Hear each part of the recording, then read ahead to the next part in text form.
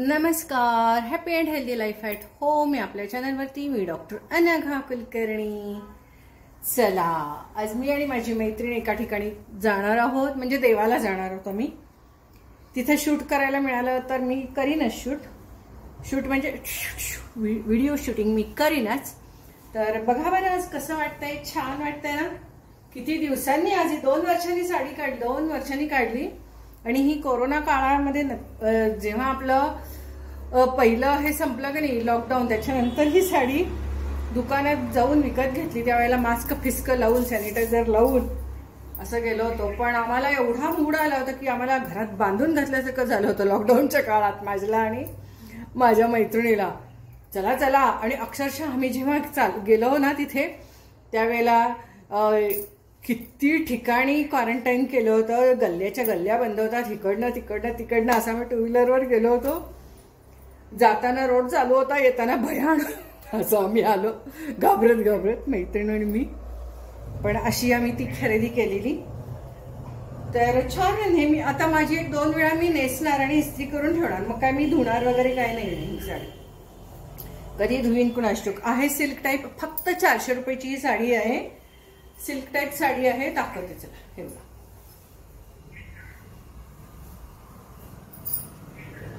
याच्यावरती मोठ्या हातांचं ब्लाऊज शिवलेलं आहे. पण आता मी घालायला गेले त्यावेळेला माझ्या लक्षात आलं इथं सगळं लूज झालेलं आहे. ते एक टिप मारून घ्यायला पाहिजे. हे माझ्या मुलाच्या लग्नामधलं ब्लाऊज आहे, म्हणजे किती 14 वर्षापूर्वीचं, आणि ते मला आता एकदम परफेक्ट बसतंय. तर मी म्हटलं आता आज हेच घालावं, कारण की त्याला टिपा मारायच्यात आता बसून हातावरती. हे बघा, छान आहे की नाही. याला असा का पदर दिलाय माहित नाहीये, पण असा पदर दिलाय त्यांनी.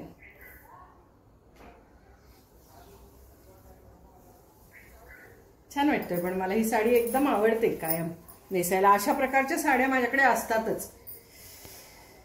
मस्त आहे की नाही. गोंडे बिंडे काय वाईट आहे 400 रुपयामध्ये साडी. एकदम पक्का सिल्क. आमच्या गावात आहेतच अशा साड्यांची दुकानं.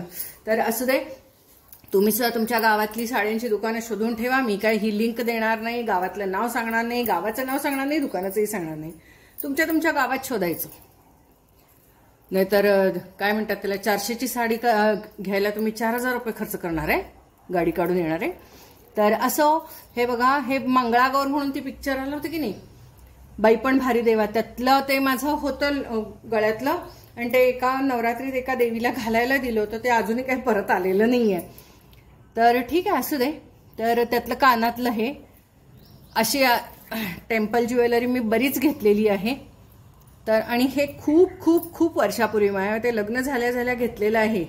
कोल्हापूरच्या अंबाबाईच्या बाहेरची जी देवळं आहेत ना, तिथून हे घेतलेलं आहे. काहीतरी 80 रुपयाचं हे फक्त त्यावेळेला घेतलेलं, तेव्हा ते फार महाग वाटलं होतं. हे बघा, याच्यावर लक्ष्मी आणि ह्याच्या पद्धतीचे असे 3चा सेट आहे कानातला. तर अशा आज मी असं लुक आहे बाहेर जातानाचा. छान वाटतंय ना.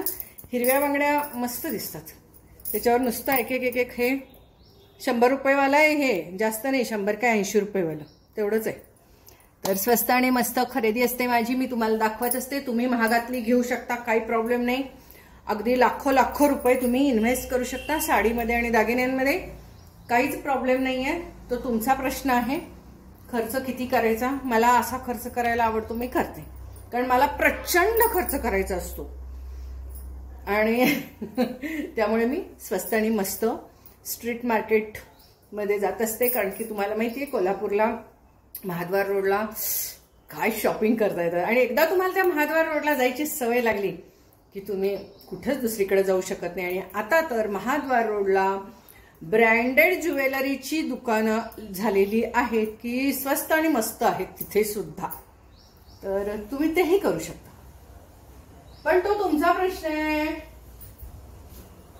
कारण की काहींना खोटं घातलेलं जमत नाही, कान चिगळतात, खाजतं, मग तो आम्हाला काय होत नाही, आम्ही एन्जॉय.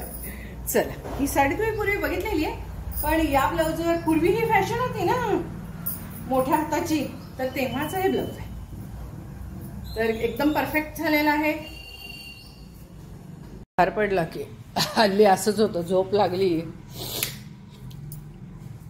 मस्त वाटतं झोपायला. पण हल्ली चहा केलाय का? कुठे गेलेत आमच्या ते? बाहेर गेलेत का काय?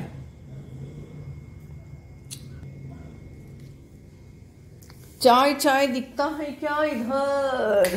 आहे बाई, केलेला दिसतोय चहा. तरी उघडा का ठेवे ना, पण चहा केलेला दिसतोय. असू दे, चला. दूध पण तापवलेलं दिसते. तुम्ही चहा पिणार आहे का? बर बर, चला. मस्त थंडीमध्ये आयता चहा पिऊया.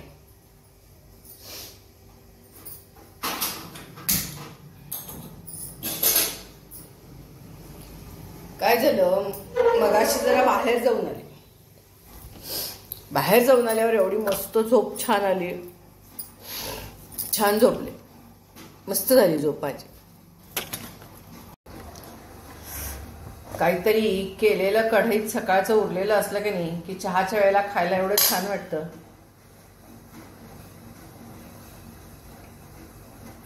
मुरतो ना, पोहे म्हणा किंवा खिचडी. पोहे तर फार छान लागतात. ब्रेडची भाजी फार सुंदर लागतं. आणि ते असं कढईतनं घेऊन खाण्यात जी मजा आहे ती काय तुम्हाला सांगू. और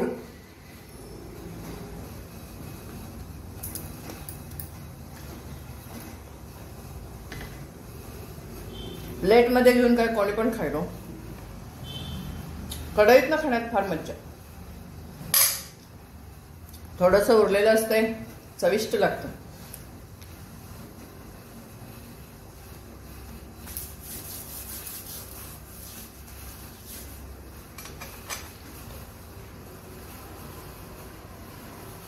आणि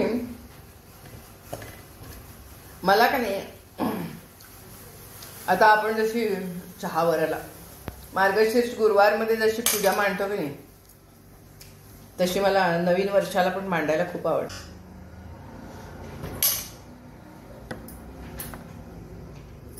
आजची वैभव लक्ष्मीची पूजा बघा.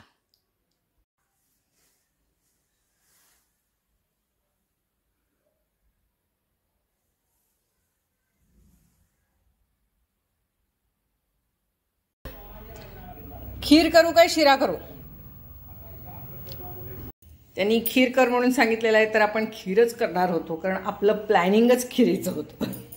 त्यामुळे जरी त्यांनी शिरा मागितला असता तरी शिऱ्याच्या ऐवजी खीर किती चांगली हे मी त्यांना पटवून दिलं असतं, खीरच केली असते.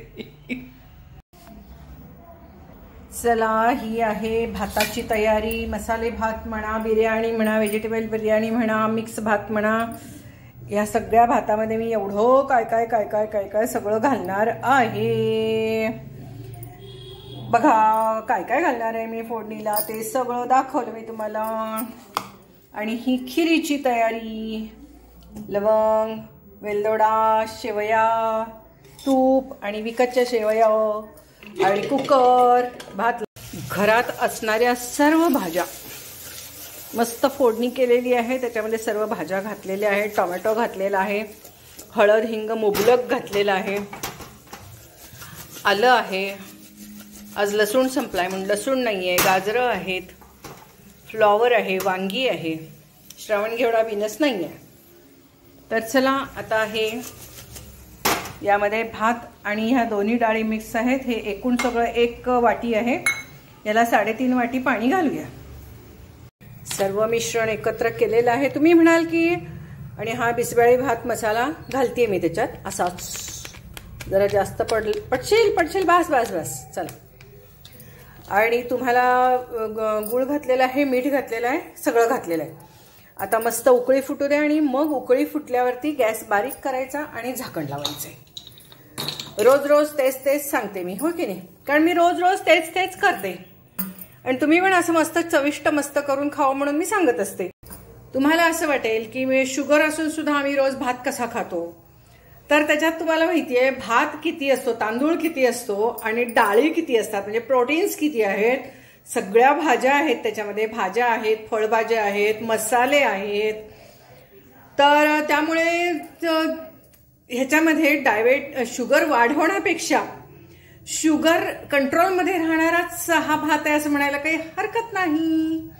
कारण की यानं शुगर वाढेल असं मला काही वाटत नाही, कारण तांदूळ त्याच्यात खूपच कमी आहे आणि फायबर भरपूर जास्त आहे. फायबर आहे, प्रोटीन आहे आणि बाकीचं काय तेल वगैरे फार कमी आहे. आणि मेथ्या आहेत, उडदाची डाळ आहे, तमालपत्र आहे, लवंग आहे, वेलदोडे आहेत. तर किती किती काय काय आपण घातलेलं आहे बघा बरं, की ज्याच्यामुळे शरीर डिटॉक्स होण्यासाठी सुद्धा याचा खूप छान उपयोग आहे. आणि इतका सुगंधी वास, सुंदर सुंदर, त्यामुळे तुमच्या मनावरचा स्ट्रेस कमी करेल अशा पद्धतीचा हा भात काय आहे. आणि तुम्हाला माहिती आहे शुगर कशामुळे अनियंत्रित होते, तर तुमच्या स्ट्रेसमुळे आणि फॅडिस्ट डाएटमुळे. तर तुम्ही सगळ्या गोष्टी खाल्ल्या पाहिजेत. गोड नका खाऊ, पण बाकीच्या सगळ्या गोष्टी तुम्ही खा, बेतात खा आणि प्रमाणात खा आणि शुगर सारखी तपासत राहा, म्हणजे मग काहीच प्रॉब्लेम नाही. तर चला, म्हणून मी तुम्हाला सांगितलं की आज मी तुम्हाला भात पण दाखवणार आणि रोज मी तुम्हाला भाताचा प्रकार दाखवत असते. कदाचित तो सारखाच वाटत असेल, पण तुम्हाला एवढ्यासाठीच मी दाखवत असते की तुम्ही मला विचारता की आम्ही डायबिटीसमध्ये भात खाऊ शकतो का. तर मला वाटतं की ह्याच्यात तांदळाचं प्रमाण किती कमी आहे, तर तेवढा तांदळाचं प्रमाण, तिघांना भात, काय हरकत नाही ना, काय हरकत आहे त्याच्यात. तर असू दे, तिघं काय चौघं सुद्धा आम्ही खातो, कारण की आज 2 जण, उद्या 1 जण, हे 3 झाले. आणि मग काही वेळेला कसं होतं, भात आणि जरा उरतो आणि मग पुन्हा उद्या दुपारी पण त्यातला आम्ही खात असतो. म्हणजे बघा, 4घांच्यासाठी हा एवढा भात होतो. तर तेवढा तांदूळ आपल्या पोटामध्ये कार्बोहायड्रेट्स गेले तर काहीच प्रॉब्लेम नाहीये. शेवटी त्यामध्ये सुद्धा व्हिटॅमिन युक्त आहेच ना ते सुद्धा अन्न. तर सगळी अन्नधान्य आपल्या पोटामध्ये गेली पाहिजेत, ग्रेन्स गेली पाहिजेत, साबुदाणा जे म्हणतात ना, तर अन्नधान्य सर्व आपल्या शरीराला आवश्यक आहेत. तर आता खिरीकडे जाते. बघा, मस्त, म्हणजे मस्त, किती छान उकळी फुटलेली आहे. फुटली की नाही. तर आता आपण झाकण टाकू. चला, शेवया थोड्याशा तुपावरती भाजून घेऊया. याच्यात आहे लवंग आणि वेलदोडा टाकलेला आहे मी. जरा स्वाद छान येतो. अखंड लवंग आणि अखंड वेलदोडा आणि थोडंसं तुपावरती गरम करून घेऊया. भाजायचं नाहीये, नुसतं गरम करून घ्यायचं. तर आता मी भाजून घेतलेल्या आहेत शेवया थोड्याशा. आता पाणी घातलेलं आहे, मस्त उकळू दे त्याला. तर इकडे भात होईल आपला 3 शिट्ट्या 4 शिट्ट्या बस. आणि आत्ताच एकाने पेढा आणून दिलेला आहे. 1 पेढा आम्ही खाल्लेला आहे आणि 1 पेढा आपण शेवयात टाकून देणार आहे, शेवयात मिक्स करणार आहे. चला, मस्त शिजलेलं आहे. आता आपण याच्यामध्ये पेढा क्रश करून टाकूया, म्हणजे खवा घातल्यासारखं होतंय साधं. समजा तुमच्याकडे पेढा नसेल, वेलदोडा नसेल, तर सरळ पार्लेजीचं एक बिस्किट घालायचं चुरा करून. मस्त लागतं, मस्त.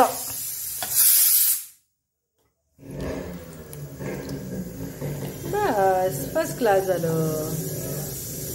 आता जरासं हलवायचं, नाही तर फुटतं ते, कारण शेवयात मीठ असतं ना, त्यामुळं. आता हलवायचं असं. तर आपली खीरही झालेली आहे, इकडे भातही झालेला आहे. भात उतरवून ठेवलेला आहे. ह्याची शिट्टी उतरायची वाट बघत आहे. 10-15 मिनिटं लागतात. मस्तपैकी इथे खीर सुंदर झालेली आहे, बेस्ट कन्सिस्टन्सी. चला, आता गॅस बंद करून ठेवूया. अहो, चला नैवेद्य दाखवून घ्या खीर भाताचा. मस्तपैकी खीर भात एकदम फर्स्ट क्लास झालेला आहे. आणि आपण नैवेद्यही घातलेला आहे. याच्यामध्ये आपण 2 लाडू डिंकाचे, म्हणजे ड्रायफ्रूटचे लाडू, वेलदोडा, पिस्ते आलेले आहेत परदेशातनं. आत्याबाईंचे पिस्ते पाहिजेत की, वेफर्स. आणि इथं आपला मस्तपैकी म्हणजे छान असा भात, बिस्बाळ्यांना म्हणा, बिर्याणी म्हणा, व्हेजिटेबल पुलाव म्हणा, मसाले भात म्हणा, टोमॅटो भात म्हणा, फ्लॉवर भात म्हणा, मटार भात म्हणा, वांगी भात म्हणा आणि खीर, असं मस्तपैकी आहे. तर हात धुवून घ्या आणि चला. मी आणून ठेवते तिथं. तिथं पाणी आहे तांब्यामध्ये, पळी आहे. घ्या नैवेद्य दाखवून घ्या. सावकाश सावकाश. चल मस्त छान. अंबा माता की जय. वैभवलक्ष्मी माता की जय. तेच घ्या ताट जेवायला. चला अंबा माता की जय. खूप छान झालंय बघा सगळं. टेस्ट. खिरीला साखर विसरली आहे. खिरीला साखर विसरली आहे. लक्षात नाही आलं का? अजून खाल्ली नाही. घातली मी आता. असं होतं काही वेळेला.